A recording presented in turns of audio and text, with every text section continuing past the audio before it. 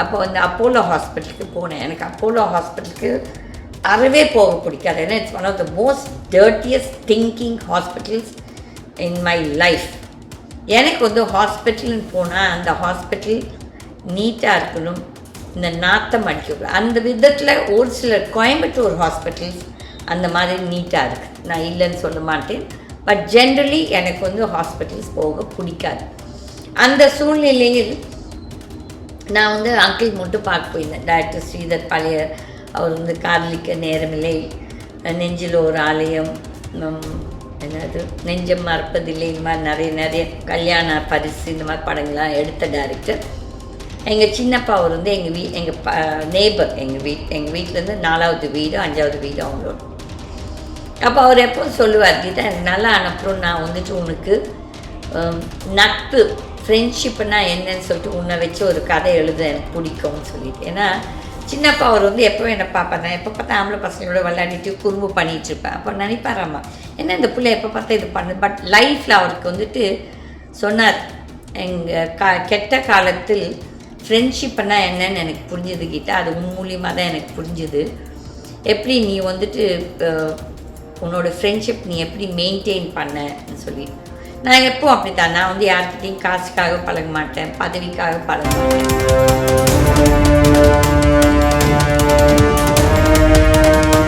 இந்த கோவிடுக்கு அப்புறம் நான் பார்த்தேன், நிறைய குடும்பங்கள் இந்த கோவிட்டால் பணம் நிறைய செலவு பண்ணி இந்த மெடிக்கலுக்காக எவ்வளோ செலவு பண்ணி இந்த ஹாஸ்பிட்டல்ஸ் எப்படி மக்களை ஏமாற்றுகிறார்கள் என்று எனக்கு ரொம்ப மனசை உறுத்திச்சு. அப்போ நான் நினச்சேன், என்கிட்ட நீ ஹாஸ்பிட்டல் கட்டக்கூடாது. ஆனால் என்கிட்ட அந்த காசு இல்லை, அவ்வளோ பெரிய காசு இல்லை, என்கிட்ட சொத்து இருக்குது, பட் என்கிட்ட லிக்விடிட்டி கிடையாது. அப்போ வந்துட்டு நான் எப்பவும் சொல்வேன், அந்த கடவுள் நான் ஹாஸ்பிட்டல் கட்டணும்னு நினைத்தால்தான் எனக்கு காசு கொடுப்பார். கடிக்காட்டி ஹாஸ்பிட்டல் கட்ட முடியாதுன்னு தான் அர்த்தம். ஏனென்றால் எனக்கு வந்து எந்த பேங்க்கும் லோன் கொடுக்காது. அதுக்கப்புறம் எந்த பேங்க்குக்கும் என்னால் போய் இந்த காக்கா பிடிக்கலாம் முடியாது.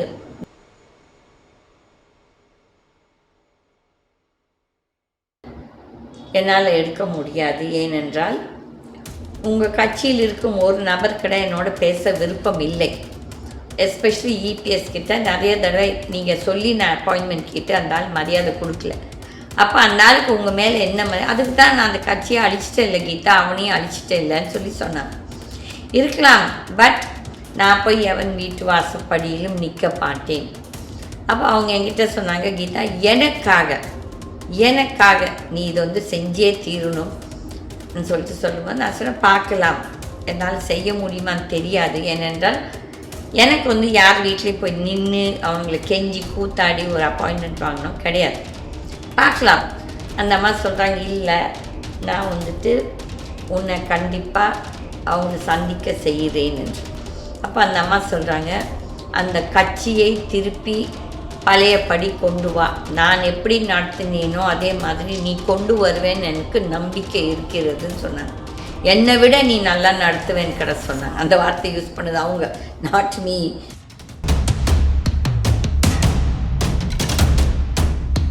நானே நிறைய தடவை உங்ககிட்ட சொன்னேன் அந்த கட்சியை அழிப்பேன் என்று. அப்போ இட் வாஸ் மீ, நான் தான் சொன்னேன், ஜெயலலிதா டோன்ட் டூ தட். நீங்களே ஒரு அந்த கட்சி நீங்கள் உங்களோடது கிடையாது. That is it was MGR's. நீங்கள் வந்து அந்த கட்சியை நடத்தினீர்கள் and you did a good job. அதை வந்து அழிக்க பார்க்காதீங்க. ஏன்னா நீங்கள் வளர்த்த ஒரு கட்சியவே நீங்கள் வந்து டிஸ்ட்ராய் பண்ணிங்கன்னா நல்லது கிடையாது. அதுக்கப்புறம் அவங்க அப்படி பேசலை. பட் இன்றைக்கு நான் சொன்னது 2019 சொன்னேன். 2019 பார்லிமெண்ட்டில் வாஷ் அவுட், அதுக்கப்புறம் 2021 அசம்பிளி வாஷ் அவுட், 2021 இந்த பஞ்சாயத்து இதெல்லாம் wash out, 2024 parliament wash out, 2026 again assembly total wash out. அப்போ வந்து இந்த இபிஎஸ் சொல்கிற நபருக்கு இந்த திமிர் வேண்டாம். அதுக்கு வந்துட்டு ஜெயலலிதா நான் இன்னும் அவனுக்கு தக்க பாடம் கற்றுக் கொடுக்குறேன் என்று தான் சொல்லுகிறார்கள். எனக்கு வந்து எந்த ஒரு பதவி கிதவியெல்லாம் நான் ஒன்றும் பெருசாக எதையும் எதிர்பார்க்கறதில்ல, எனக்கு தேவையும் இல்லை.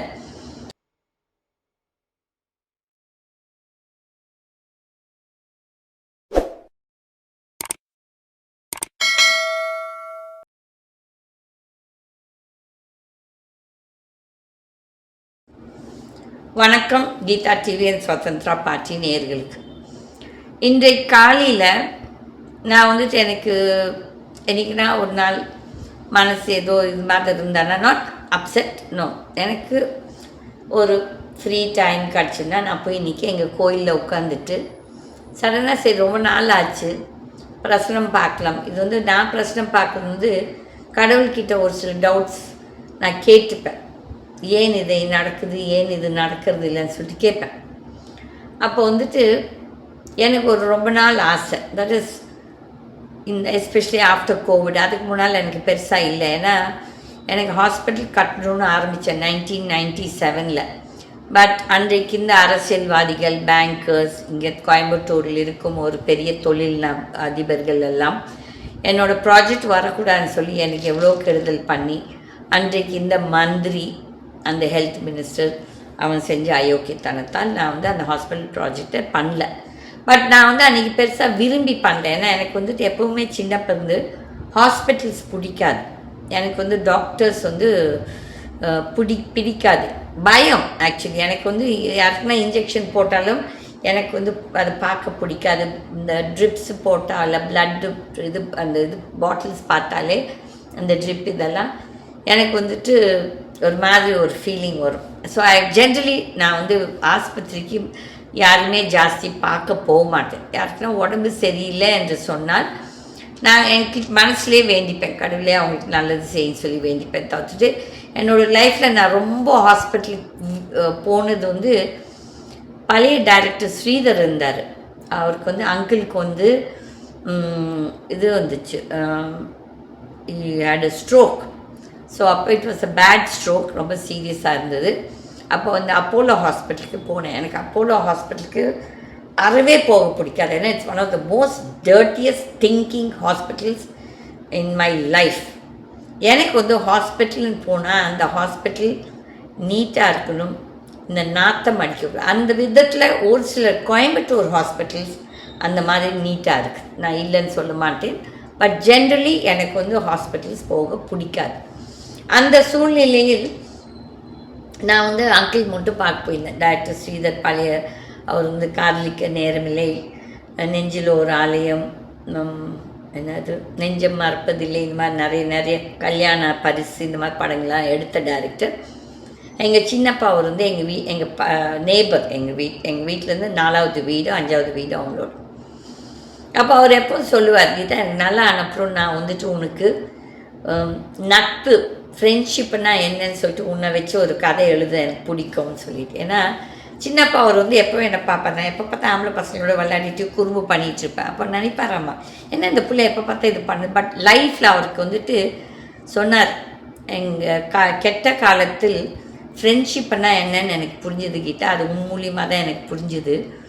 எப்படி நீ வந்துட்டு உன்னோட ஃப்ரெண்ட்ஷிப் நீ எப்படி மெயின்டைன் பண்ணன்னு சொல்லி. நான் எப்போ அப்படி தான், நான் வந்து யார்கிட்டையும் காசுக்காக பழக மாட்டேன், பதவிக்காக பழக மாட்டேன். எனக்கு அது ஒரு பிச்சைக்காரனாக இருந்தால்கூட எனக்கு பிடித்ததுன்னா நான் வந்துட்டு அவங்களோட பேசுவேன், எப்படி இருக்கீங்கன்னு கேட்பேன். That's my nature. ஏன்னா எனக்கு சின்னப்போ எங்கள் அம்மா எப்போ என்ன சண்டை போடுவாங்க, எப்போ பார்த்தா இவன் வந்து பிச்சைக்காரன், இவன் அவனோட தான் பேசிகிட்டு இருப்பான். அந்த காலகட்டத்தில் வந்துட்டு டி நகர் வந்துட்டு மெட்ராஸ் டி நகரில் வந்து நிறைய இந்த டி நகரில் கடைகளில் வெளியே வந்துட்டு இந்த குஷ்ட ரோகம் இந்த பிச்சை எடுத்துகிட்ருப்பாங்க. எனக்கு பாவமாக இருக்கும் அவங்கள பார்க்கும்போது. அப்போ அதில் ஒரு பிச்சைக்காரன் மட்டும் என்னோட ரொம்ப நல்லா பேசுவார். பேசிட்டு அப்போ நான் கேட்பேன், உங்களுக்கு எவ்வளோ குழந்தைங்க இருக்காங்க சார். நான் எப்போ எல்லாத்தையும் சாருன்னு கூப்பிடுவேன், எனக்கு அது சின்ன பிறந்தே ஒரு பழக்கம். அப்போ வந்து உங்களுக்கு எவ்வளோ குழந்தைங்க இருக்காங்க சார்ன்னு சொல்லி, though is a beggar is to call him sir. அப்போ வந்து அவர் வந்து அவருக்கு 2 பொன் குழந்தைகள். அதை சொல்லுவேன், நான் வந்து எங்கள் வீட்டிலேருந்து என்னோடய பழைய ட்ரெஸ்லாம் எடுத்துகிட்டு வந்து அவருக்கு கொடுப்பேன்.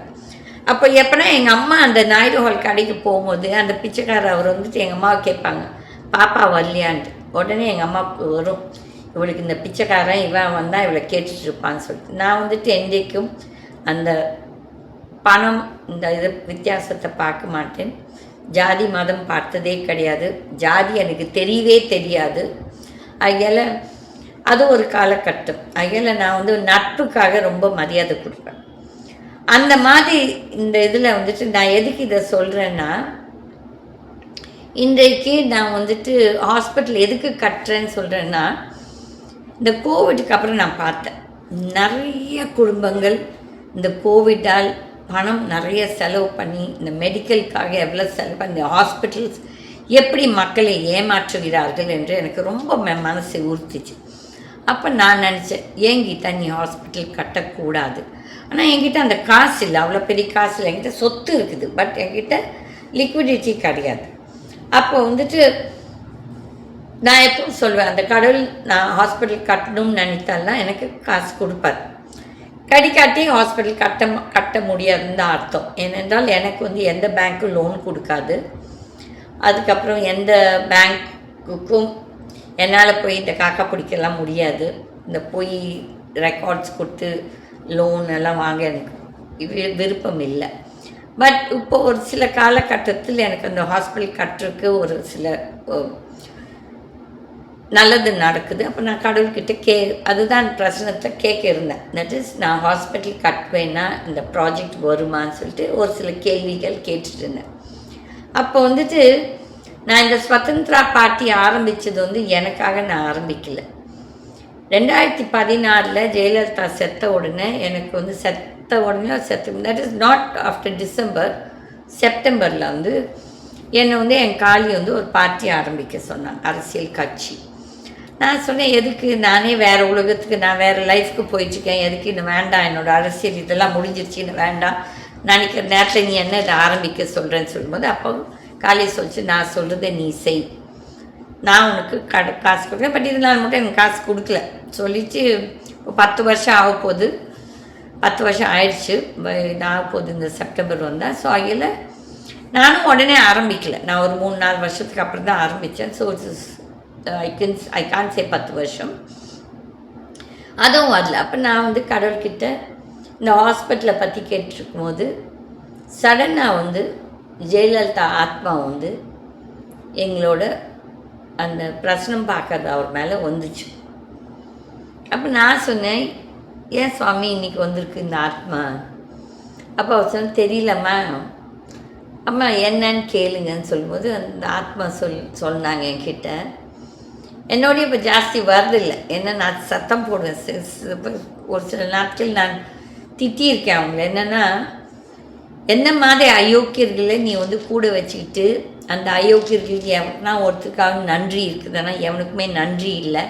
இந்த நன்றி இல்லாத ஒரு கூட்டத்தை நீ வந்து பெரிய மனிதர்களாக ஆக்கி இருக்கிறிய சொசைட்டியில். ஒருத்தனுக்காவது அந்த இது இருக்கா, ஒரு நாட்டை ஆள்றதுக்கு ஒரு திறமை இருக்கான்னா இல்லை, கொள்ளாடிக்கு திறமை இருக்கா இருக்குது. அப்போ அந்த மாதிரி சொன்னாங்க, இல்லை கீதா நான் செஞ்சது தவறு தான், நான் அதுக்கு தான் பாருங்கள் அவங்கள வந்து வாஷ் அவுட் பண்ணிட்டேன், எல்லாத்தையும் இது பண்ணிட்டேன், அப்போ வந்து நீ அந்த கட்சியை எடுன்னு சொன்னாங்க. நான் சொன்னேன், என்னால் எடுக்க முடியாது, ஏனென்றால் உங்கள் கட்சியில் இருக்கும் ஒரு நபர்கிட்ட என்னோட பேச விருப்பம் இல்லை. எஸ்பெஷலி இபிஎஸ் கிட்ட நிறைய தடவை நீங்கள் சொல்லி நான் அப்பாயின்மெண்ட் கேட்டு அந்த ஆள் மரியாதை கொடுக்கல. அப்போ அந்த ஆளுக்கு உங்கள் மேலே என்ன அதுக்கு தான் நான் அந்த கட்சியை அழிச்சிட்டே இல்லை கீதா, அவனையும் அழிச்சிட்டே இல்லைன்னு சொல்லி சொன்னாங்க. இருக்கலாம், பட் நான் போய் எவன் வீட்டு வாசப்படியிலும் நிற்க மாட்டேன். அப்போ அவங்க என்கிட்ட சொன்னாங்க, கீதா எனக்காக நீ இதை வந்து செஞ்சே தீரணும்னு சொல்லிட்டு சொல்லும்போது நான் சொன்னேன், பார்க்கலாம், என்னால் செய்ய முடியுமான்னு தெரியாது, ஏனென்றால் எனக்கு வந்து யார் வீட்லேயும் போய் நின்று அவங்கள கெஞ்சி கூத்தாடி ஒரு அப்பாயின்மெண்ட் வாங்கணும் கிடையாது, பார்க்கலாம். அந்த அம்மா சொல்கிறாங்க, இல்லை நான் வந்துட்டு உன்னை கண்டிப்பாக அவங்கள சந்திக்க செய்கிறேன் என்று. அப்போ அந்த அம்மா சொல்கிறாங்க, அந்த கட்சியை திருப்பி பழையபடி கொண்டு வா, நான் எப்படி நடத்தினேனோ அதே மாதிரி நீ கொண்டு வருவேன்னு எனக்கு நம்பிக்கை இருக்கிறதுன்னு சொன்னாங்க. என்னை விட நீ நல்லா நடத்துவேன்னு கடை சொன்னாங்க. அந்த வார்த்தை யூஸ் பண்ணது அவங்க, நாட் மீ. ஓகே, அப்போ நான் சொன்னேன், சரி பார்க்கலாம்னு சொல்லி. இது எதுக்கு நான் ஷேர் பண்ணுறேன்னா, மக்களோட இன்னும் நிறைய பேர் அந்த ஜெயலலிதா என்ற ஒரு மனுஷி மேல் மரியாதை அன்பு வைத்து கொண்டிருக்கிறார்கள் எனக்கு தெரியுது. ஆனால் இந்த இருக்கும் இப்போ அதிமுகவில் இருக்கும் அயோக்கியர்கள் அந்த கட்சியை ஒரு வழி ஆக்கிட்டு, அந்த கட்சியை சின்னாபின்னமாக்கிட்டு, அவர்கள் சுய நலத்துக்காக இந்த கட்சியை ஒரு வழி அளித்து விட்டார்கள். பாருங்கள், இந்த 2 விஜயபாஸ்கர் ப்ளஸ் மெனி பீப்புள், அந்த இப்போ உட்காந்துருக்க ஸ்பீக்கரு, செங்கோட்டையன், இந்த நிறைய அவனுங்க பேரெல்லாம் எனக்கு தெரியாது, நிறைய பேர் இவனுங்கெல்லாம் வந்துட்டு அந்த எம்ஜிஆருக்கு என்ன மரியாதை கொடுத்தாங்க, அந்த ஜெயலலிதா அவங்களோட தானை தழுவிக்கு என்ன மரியாதை கொடுத்தீங்கன்னா மக்கள் பார்த்துருக்குறார்கள். இந்த இதில் நான் வந்து எனக்கு கிருஷ்ணரோட தான் நிறைய சண்டை போடுவேன். அப்போ இன்றைக்கு இந்த பிரச்சனை பார்க்கும்போது கிருஷ்ணர்கிட்ட கேட்டேன், நீ எதுக்கு வந்துட்டு இந்த ஒரு அயோக்கியன்கிட்ட இன்றைக்கு இருக்கும் இந்த அரசாங்கமும் ஊழல் நடக்குது, ஒரு சில இடத்துல ஊழல் நடக்கலைன்னு சொல்கிறாங்க. இப்போ நேற்று ஒரு வக்கீல் வந்தார் எங்கள் வீட்டுக்கு.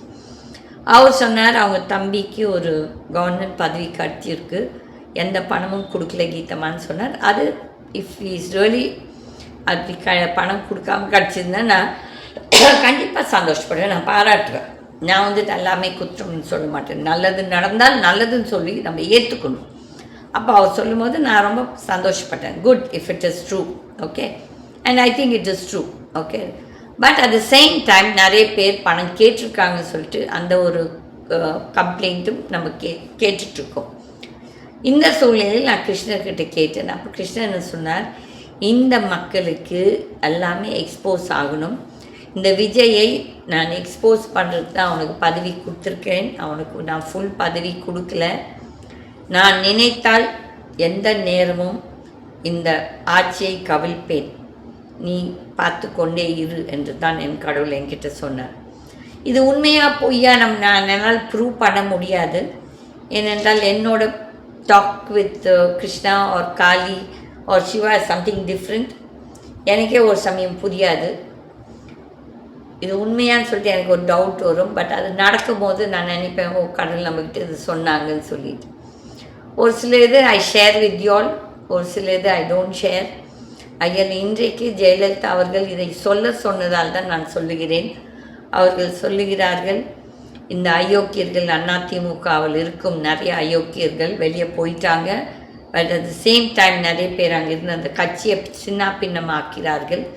நானே நிறைய தடவை உங்ககிட்ட சொன்னேன், அந்த கட்சியை அழிப்பேன் என்று. அப்போ இட் வாஸ் மீ, நான் தான் சொன்னேன், ஜெயலலிதா டோன்ட் டூ தட். நீங்களே ஒரு அந்த கட்சி நீங்கள் உங்களோடது கிடையாது. That is it was MGR's. நீங்கள் வந்து அந்த கட்சியை நடத்தினீர்கள் and you did a good job. அதை அழிக்க பார்க்காதீங்க. ஏன்னா நீங்கள் வளர்த்த ஒரு கட்சியவே நீங்கள் டிஸ்ட்ராய் பண்ணிங்கன்னா நல்லது கிடையாது. அதுக்கப்புறம் அவங்க அப்படி பேசலை. பட் இன்றைக்கு நான் சொன்னது 2019 சொன்னேன். 2019 பார்லிமெண்ட்டில் வாஷ் அவுட், அதுக்கப்புறம் 2021 அசம்பிளி வாஷ் அவுட், 2021 இந்த பஞ்சாயத்து இதெல்லாம் wash out, 2024 parliament wash out, 2026 again assembly total wash out. அப்போ இந்த இபிஎஸ் சொல்கிற நபருக்கு இந்த திமிர் வேண்டாம். அதுக்கு ஜெயலலிதா நான் இன்னும் அவனுக்கு தக்க பாடம் கற்றுக் கொடுக்குறேன் என்று தான் சொல்லுகிறார்கள். எனக்கு எந்த ஒரு பதவி கிதவியெல்லாம் நான் ஒன்றும் பெருசாக எதையும் பட் அந்த கட்சியை காப்பாற்றணும்னு சொல்லி அவங்க என்னை கேட்டிருக்காங்க. பார்க்கலாம் என்ன நடக்கும். We leave it to god. அந்த அம்மாவோட ஆத்மா உண்மையாக என்னோட பேசுவது என்றால் அவங்க செய்யட்டும், என்ன நடக்கணுமோ அவங்களே செய்யட்டும். ஐயல் மக்கள், I am sharing this with you all, not for எந்த ஒரு புகழுக்கோ எதுக்கும் கிடையாது. உங்களுக்கும் தெரியணும் என்ன நடக்குது என்று. நன்றி, வணக்கம்.